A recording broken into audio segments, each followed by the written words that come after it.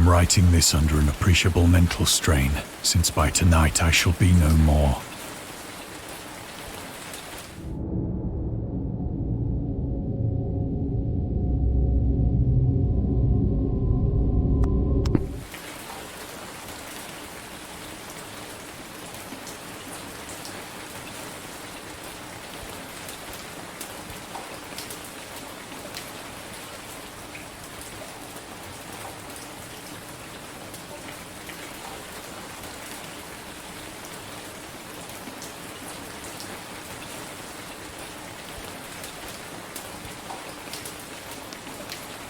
Penniless, and at the end of my supply of the drug which alone makes life endurable, I can bear the torture no longer, and shall cast myself from this garret window into the squalid street below. Do not think from my slavery to morphine that I am a weakling or a degenerate. When you have read these hastily scrawled pages, you may guess, though never fully realize, why it is that I must have forgetfulness or death.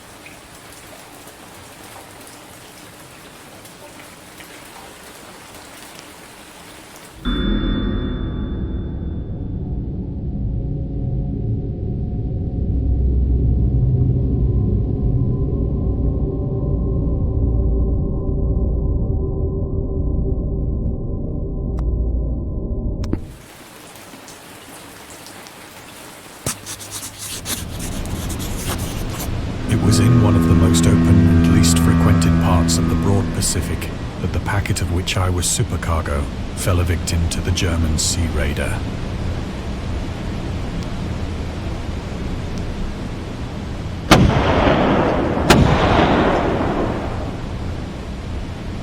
The Great War was then at its very beginning, and the ocean forces of the Hun had not completely sunk to their later degradation, so that our vessel was made a legitimate prize, whilst we of her crew were treated with all the fairness and consideration due us as naval prisoners.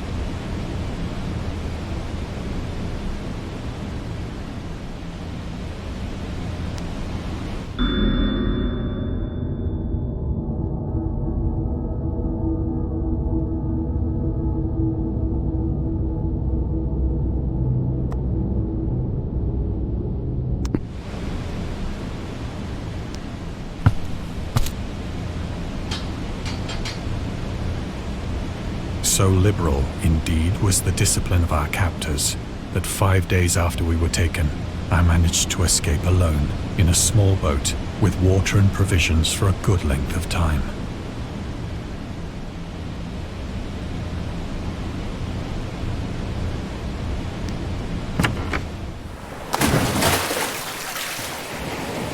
When I finally found myself adrift and free, I had but little idea of my surroundings.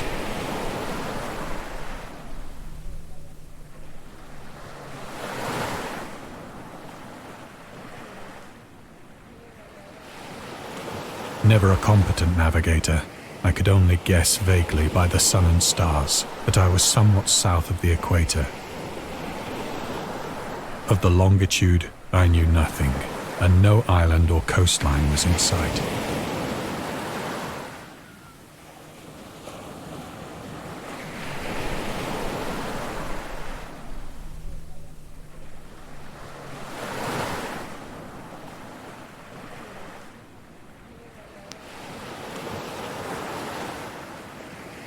The weather kept fair, and for uncounted days I drifted aimlessly beneath the scorching sun, waiting either for some passing ship or to be cast on the shores of some habitable land.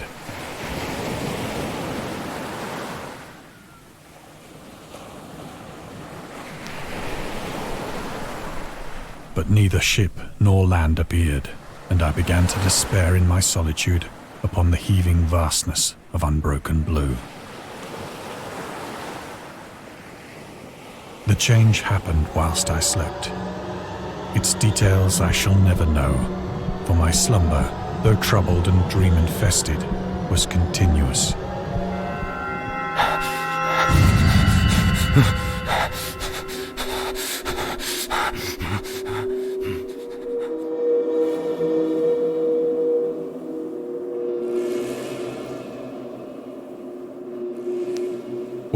last I awoke, it was to discover myself half sucked into a slimy expanse of hellish black mire, which extended about me in monotonous undulations as far as I could see, and in which my boat lay grounded some distance away. Though one might well imagine that my first sensation would be of wonder at so prodigious and unexpected a transformation of scenery, I was in reality more horrified than astonished. For there was in the air, and in the rotting soil, a sinister quality which chilled me to the very core. The region was putrid with the carcasses of decaying fish, and of other, less describable things which I saw protruding from the nasty mud of the unending plain. Perhaps I should not hope to convey in mere words the unutterable hideousness that can dwell in absolute silence and barren immensity. There was nothing within hearing and nothing in sight save a vast reach of black slime, yet the very completeness of the stillness and the homogeneity of the landscape oppressed me with a nauseating fear. The sun was blazing down from a sky which seemed to me almost black in its cloudless cruelty, as though reflecting the inky marsh beneath my feet.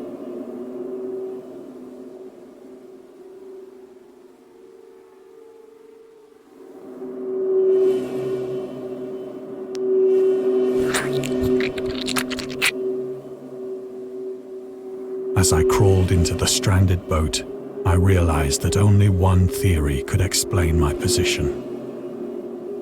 Through some unprecedented volcanic upheaval, a portion of the ocean floor must have been thrown to the surface, exposing regions for which innumerable millions of years had lain hidden under unfathomable watery depths. So great was the extent of the new land which had risen beneath me that I could not detect the faintest noise of the surging ocean, straining my ears as I might. Nor were there any seafowl to prey upon the dead things.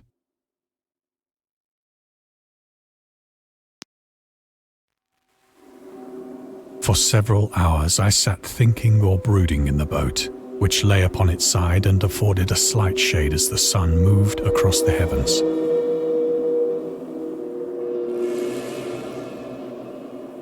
As the day progressed, the ground lost some of its stickiness and seemed likely to dry sufficiently for traveling purposes in a short time. That night I slept but little, and the next day I made for myself a pack containing food and water, preparatory to an overland journey in search of the vanished sea and possible rescue.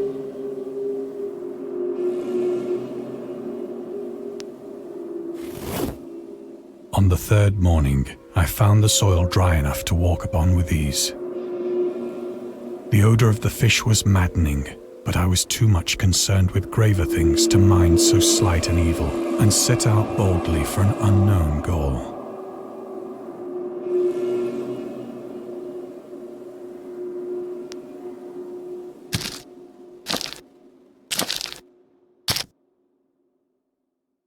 All day I forged steadily westward, guided by a faraway hummock which rose higher than any other elevation on the rolling desert.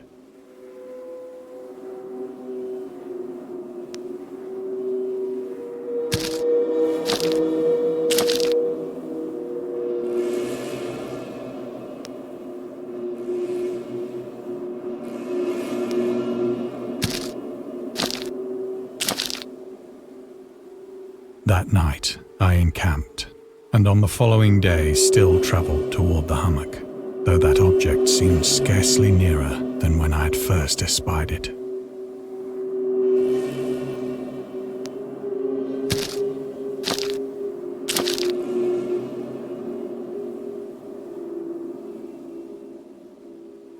By the fourth evening, I attained the base of the mound, which turned out to be much higher than it had appeared from a distance. An intervening valley setting it out in sharper relief from the general surface. Too weary to ascend, I slept in the shadow of the hill. I know not why my dreams were so wild that night, but ere the waning and fantastically gibbous moon had risen far above the eastern plain, I was awake in a cold perspiration, determined to sleep no more. Such visions as I had experienced were too much for me to endure again, and in the glow of the moon I saw how unwise I had been to travel by day. Without the glare of the parching sun, my journey would have cost me less energy. Indeed, I now felt quite able to perform the ascent which had deterred me at sunset. Picking up my pack, I started for the crest of the eminence.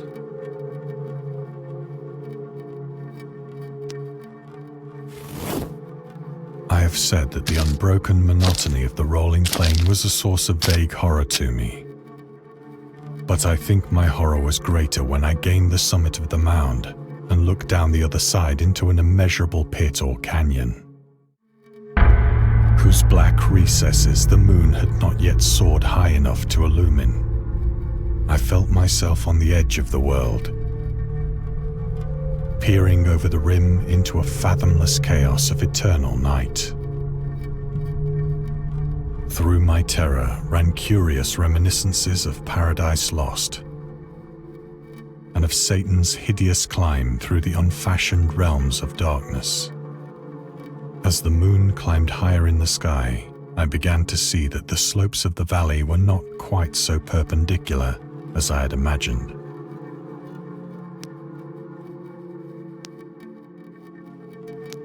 Ledges and outcroppings of rock afforded fairly easy footholds for a descent, whilst after a drop of only a few hundred feet, the declivity became very gradual.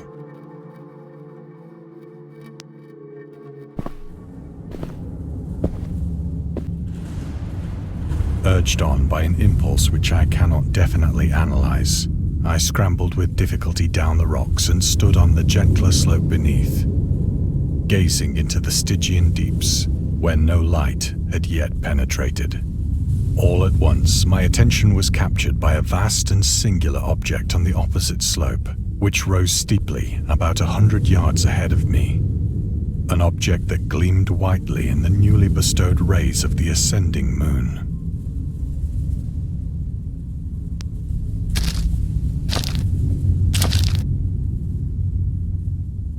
That it was merely a gigantic piece of stone, I soon assured myself. But I was conscious of a distinct impression that its contour and position were not altogether the work of nature. A closer scrutiny filled me with sensations I cannot express.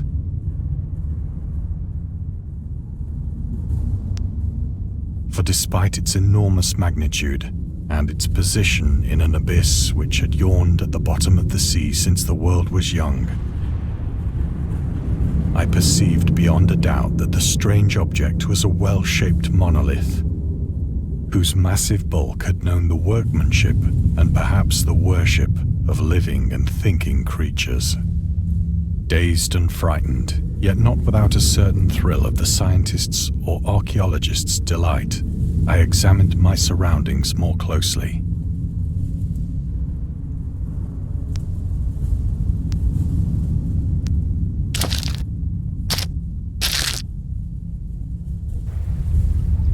The moon, now near the zenith, shone weirdly and vividly above the towering steeps that hemmed in the chasm, and revealed the fact that a far-flung body of water flowed at the bottom, winding out of sight in both directions and almost lapping my feet as I stood on the slope. Across the chasm, the wavelets washed the base of the cyclopean monolith, on whose surface I could now trace both inscriptions and crude sculptures.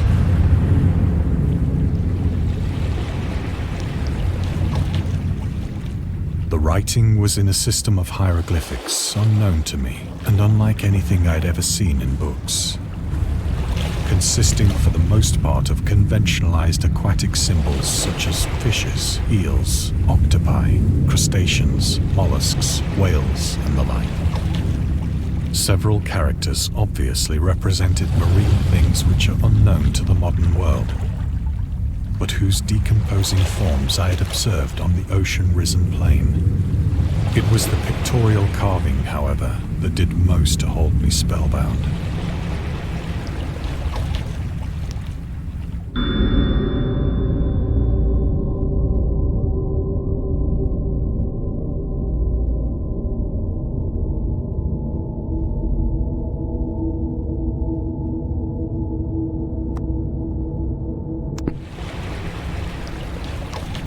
Plainly visible across the intervening water on account of their enormous size were an array of bas-reliefs whose subjects would have excited the envy of a doré.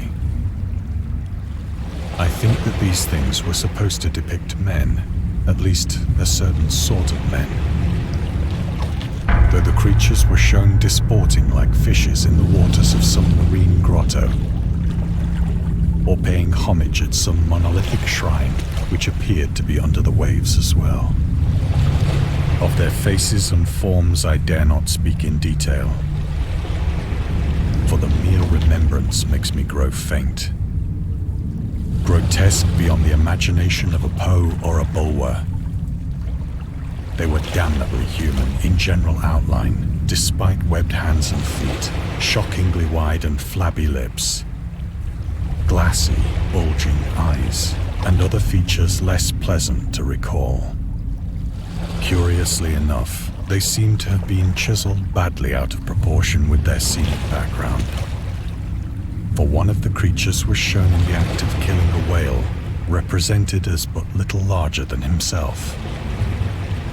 I remarked, as I say, their grotesqueness and strange size, but in a moment decided that they were merely the imaginary gods of some primitive fishing or seafaring tribe. Some tribe whose last descendant had perished eras before the first ancestor of the Piltdown or Neanderthal man was born.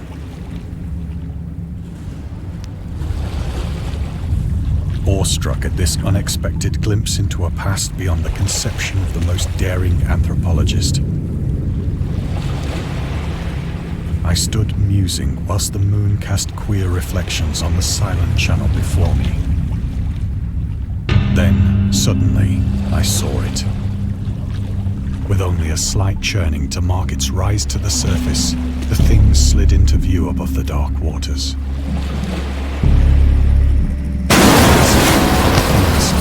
Loathsome, it darted like a stupendous monster of nightmares to the monolith, about which it flung its gigantic squirming arms, while it bowed its hideous head and gave vent to certain measured sounds.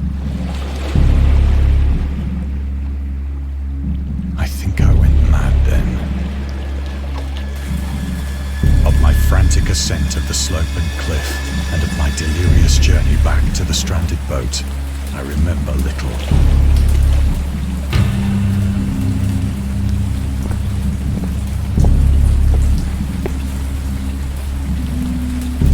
I sang a great deal and laughed oddly when I was unable to sing.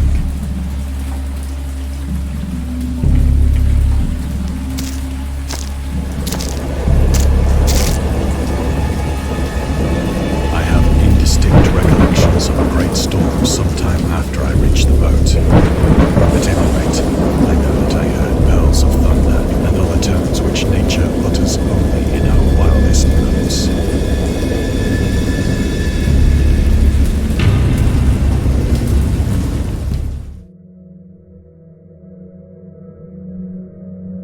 When I came out of the shadows, I was in a San Francisco hospital, brought thither by the captain of the American ship which had picked up my boat in mid-ocean. In my delirium, I had said much, but found that my words had been given scant attention. Of any land upheaval in the Pacific, my rescuers knew nothing. Nor did I deem it necessary to insist upon a thing which I knew they could not believe.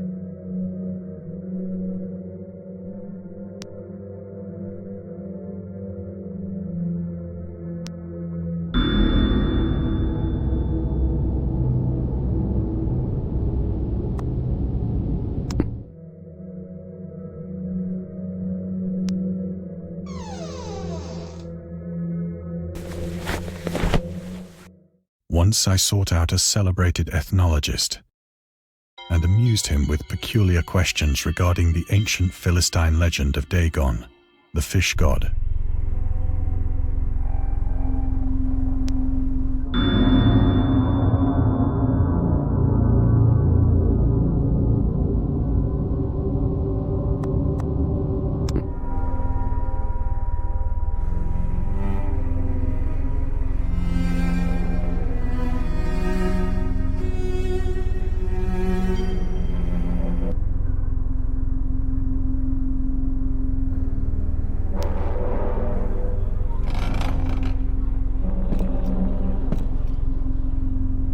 But soon perceiving that he was hopelessly conventional, I did not press my inquiries.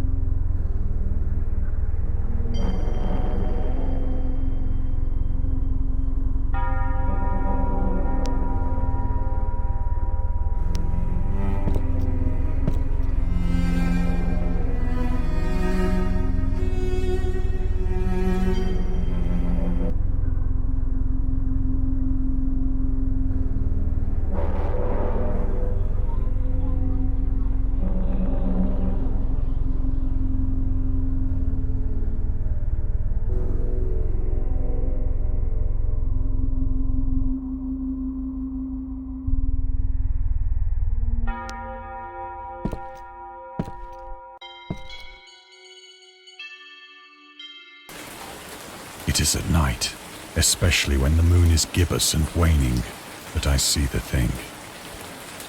I tried morphine, but the drug has given only transient surcease and has drawn me into its clutches as a hopeless slave.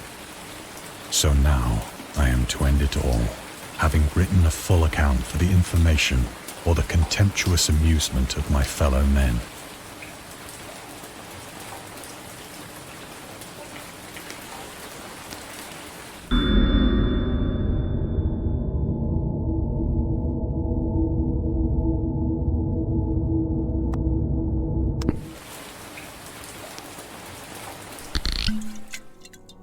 Often, I ask myself if it could not all have been a pure phantasm. A mere freak of fever as I lay sun-stricken and raving in the open boat after my escape from the German man-of-war. This I ask myself, but ever does there come before me a hideously vivid vision in reply. I cannot think of the deep sea without shuddering at the nameless things that may at this very moment be crawling and floundering on its slimy bed, worshipping their ancient stone idols and carving their own detestable likenesses on submarine obelisks of water-soaked granite. I dream of a day when they may rise above the billows to drag down into their reeking talons the remnants of puny, war-exhausted mankind. Of a day when the land shall sink and the dark ocean shall ascend amidst universal pandemonium.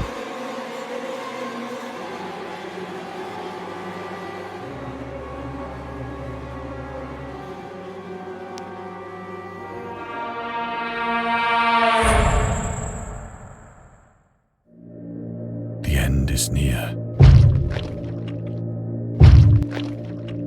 I hear a noise at the door, as of some immense slippery body lumbering against it.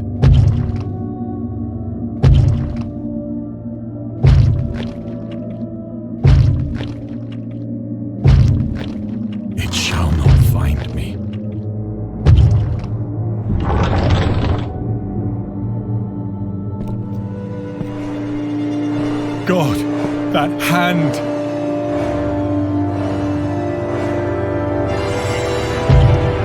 The window!